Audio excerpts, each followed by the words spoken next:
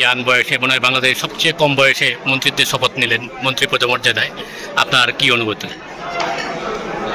অনেক শহীদের রক্তের বিনিময়ে অনেক আহত বন্ধুদের হাসপাতালে চিকিৎসারত অবস্থায় আজকে আমাদেরকে দেশের স্বার্থে জাতির স্বার্থে সরকারের দায়িত্বে আসতে হয়েছে। আমরা মনে করেছি যেহেতু তরুণদের নেতৃত্বেই অভ্যুত্থান সংঘটিত হয়েছে, তরুণরা যদি সরকারে আসে আমাদের জনগণের আস্থা বাড়বে এবং তরুণরা একই সাথে সরকারে থাকবে, রাজপথেও থাকবে। অভিজ্ঞতা এবং তারুণ্যের সংমিশ্রণে এই অন্তর্বর্তীকালীন সরকার গঠিত হয়েছে। আমরা যে প্রতিশ্রুতিগুলো করেছিলাম, যে গণহত্যার বিচার এবং রাষ্ট্র কাঠামো পুনর্গঠন, নিরপেক্ষ নির্বাচন, সেই কাজগুলোকে সামনে রেখে, সেই লক্ষ্যগুলোকে সামনে রেখে এই সরকার কাজ করবে এবং অতি দ্রুত সময়ের মধ্যে মানুষের জীবনের নিরাপত্তা এবং আইন শৃঙ্খলার পরিবেশ ফিরিয়ে আনাই আমাদের প্রথম কাজ হবে। রাষ্ট্রিক সংস্কারের জন্য তো সবচেয়ে ইম্পর্টেন্ট বিষয় হচ্ছে সংবিধানে হাত দিতে হবে, কিন্তু আপনাদের তো সেই ম্যান্ডেট নাই, তাহলে সেটা কিভাবে সম্ভব?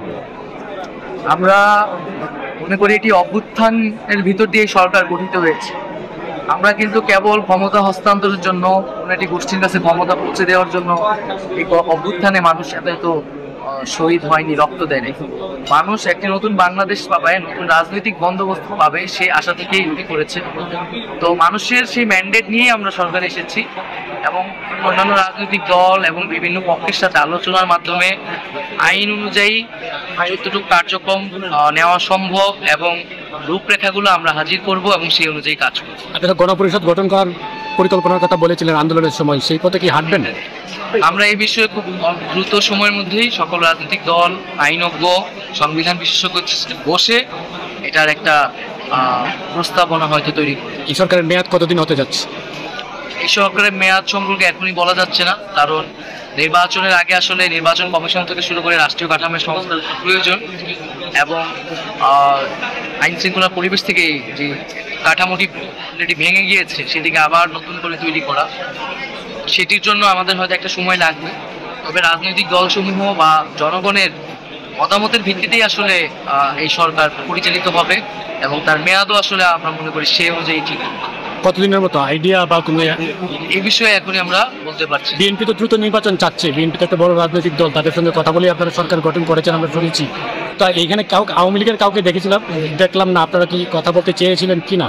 না, আমরা তো বলেছিলাম যে ফ্যাসিস্টদের যারা সমর্থক তারা এই সরকারি স্থান পাবে না এবং তাদের এখনো বিচার হয় নাই এবং শেখ হাসিনা দেশ ছাড়িয়ে পালিয়েছেন। অবশ্যই আগে ফ্যাসিজমের সাথে যারা জড়িত তার বিচার, গণহত্যার যারা দণ্ডিত, যারা হচ্ছে অপরাধী, তাদের বিচার আগে করতে হবে।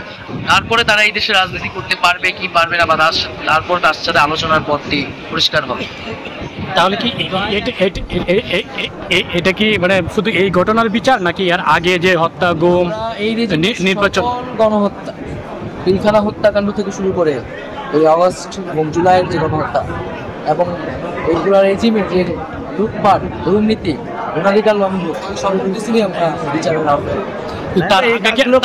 তার আগে কি মনে হয় না যে আপনার পার্লামেন্ট গঠন করে একটা ফরমেশনের ভিতর দিয়ে গিয়ে এই কাজগুলো করলে ভালো হতো, সংবিধান সংশোধন করে? আমরা কিন্তু এই গণঅভ্যুত্থানের প্রতিশ্রুতি ছিল এই গণহত্যা থেকে শুরু করে সরকারের দুঃশাসনের বিচার করতে হবে। তো অন্তত আমরা কিন্তু সেটা একটা টুকু কমিশন হতে পারে বা একটা কমিশন হতে পারে।